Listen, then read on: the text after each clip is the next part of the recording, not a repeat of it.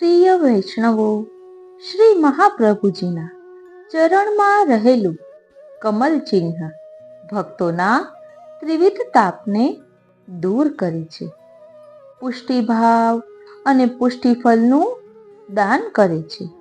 અને આ ચિહ્ન જે કોઈ હૃદય પર ધારણ કરે છે ને, તેને પુષ્ટિ રસનો અનુભવ થાય છે.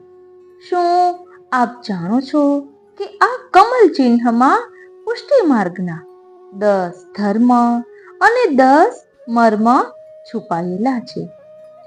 આશ્રય, સેવા, ત્યાગ, શરણ, દીનતા ભાવ, ગુણગાન, ઘોષત્રિય ભાવના એટલે કે ગોપીજનોની જેમ સંયોગ અને વિપ્રયોગનો અનુભવ કરીને ગુણગાન કરવું, ત્યારબાદ આજ્ઞાપાલન અને ત્યારબાદ વિશ્વાસ, આ બધા પુષ્ટિ માર્ગના 10 ધર્મ છે. અને જે કોઈ આ 10 ધર્મનું પાલન કરે છે તો તેમાં જ પુષ્ટિ માર્ગનું પણ મર્મ છુપાયેલું છે. અને જે ભાગ્યવાન હોય ને તેને જ આ બધું પ્રાપ્ત થાય છે.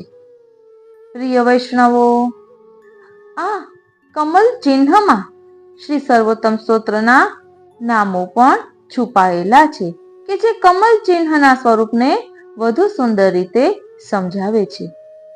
આ કમલ ચિહ્નમાં રહેલા સ્તોત્રના નામની સંગતિ જોઈએ તો હૃદય એટલે અદેય દાન દક્ષશ્ચ,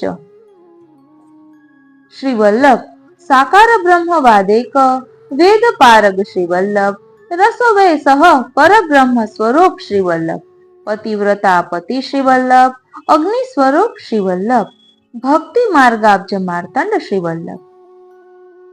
આવું તો ઘણું બધું રહસ્ય આ કમલ ચિહ્નમાં છુપાયેલું છે.